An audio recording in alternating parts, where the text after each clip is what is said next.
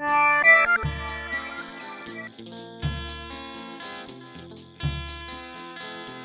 we're going to talk about relocating a vapor canister on a California Harley-Davidson. You should be able to do this job for about $3. I'm going to go over the tools that you're going to need, some of the parts that you're going to need to probably buy, and then go over all of the steps that you need and show video on how to get this particular job done today.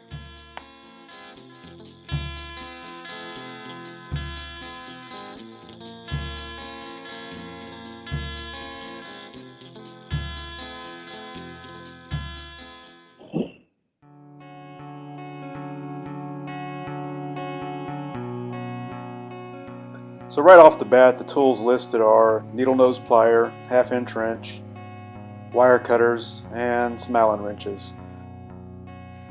Most every toolbox is going to have these tools available to them already. If you're like me, you're probably missing a few rubber vacuum caps. We're going to need those for the job, so sit by and watch me head to the parts store to pick up a few things. Now you can either spend $5.99 for one rubber vacuum cap from Harley-Davidson, or you can make your way to like a Pep Boys or AutoZone, whatever, and pick up a pack of about 8 for like $3. So I'm heading to Pep Boys.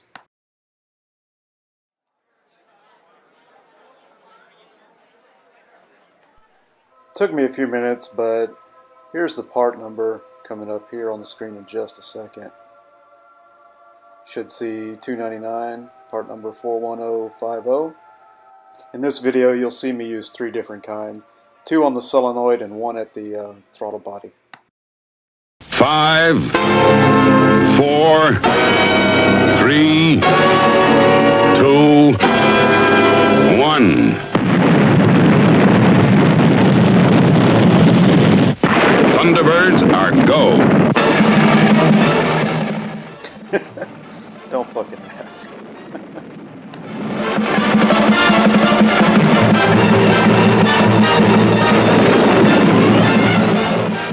I really dig old cars and didn't really notice until I was behind this particular T-Bird that the exhaust comes right out of the bumper there. I don't know if they all do that or not, or if this was custom, but I really thought this was a cool car.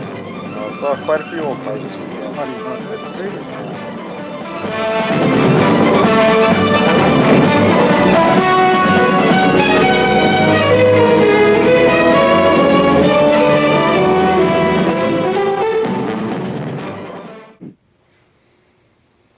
Alright, so let's get to it. I'm going to take a look at the vapor canister here.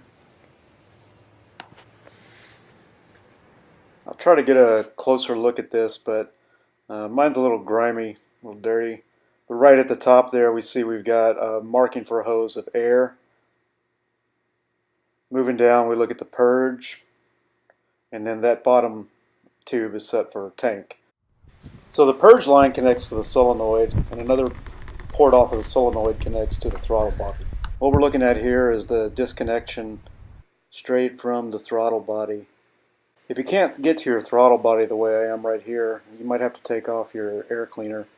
But what we're doing is, on the back there, we're taking the tube, the purge tube, directly off of the throttle body.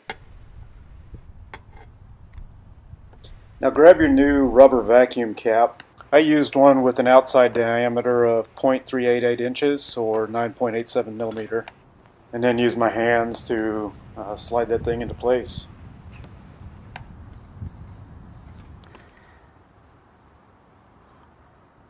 The next part of this process involves taking off the seat, loosening up the gas tank, getting it lifted up a little bit so we can have access to the rest of the purge line and ultimately pull that thing out.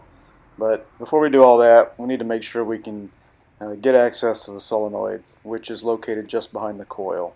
So again, take off your seat and lift the rear of your tank. Here's a tip: prop the back end of your tank up with a 1x2.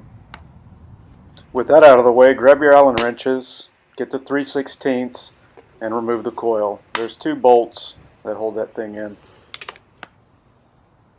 With the coil out of the way, you should be able to see the solenoid.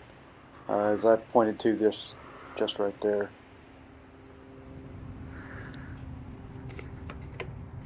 Now head over to the other side of the bike. Now that you're on the other side of the bike and you found the solenoid, you'll notice that there's a small tab and latch. Just working that allows you to pop the solenoid free.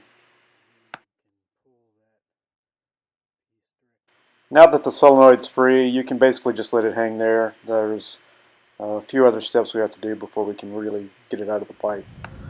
Now going back up to the left side of the bike on the front of the frame, we're going to remove the ties that hold the cables that connect from the tank to the purge lines. Once we've got those freed up, then we'll move on. Here you can see that I've cut the tank tubing that's come all the way up from the vapor canister. So here you can see me starting to remove some of the ties that hold the rest of the purge tube that ends up hooking up to the solenoid. There's actually two tubes that run into that solenoid. One we already dealt with that went over into the throttle body, and the other one heads straight back into the solenoid. This part right here was probably the hardest to get to. It's right under the gas tank. So after you've removed the line from the purge port, you follow it up. That particular piece is just pressed into the hole inside the frame, but it's all under the gas tank. So after you've lifted the gas tank up just a little bit, you should be able to pry this out with just your fingers. You just kind of have to reach under the gas tank and pull it out. It took a little bit of a tug, a little bit of a yank to get it out, but the rest of this was pretty easy to get all the way through.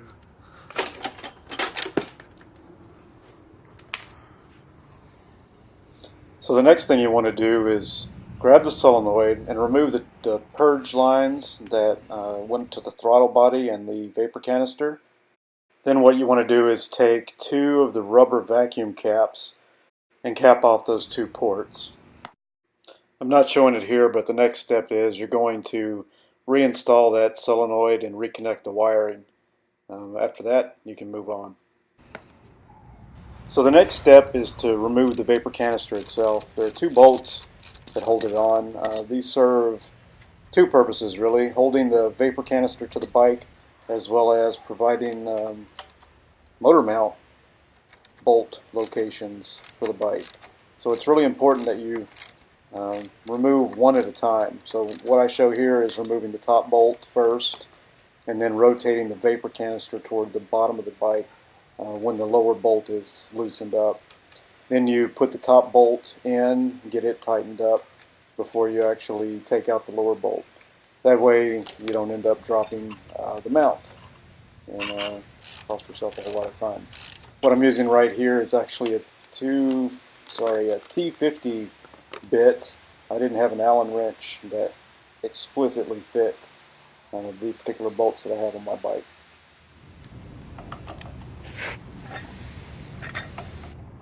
Put the gremlin bell back in place and ready to ride again. And that's it. In a future video, we'll talk about where to relocate this damn thing to. That's it for my FXDL today. Let me know what you think. If you have time, give a thumbs up or down and subscribe. I'll be posting more videos on builds, upgrades, and rides in San Diego, so stay tuned. Thanks for your time. Bye.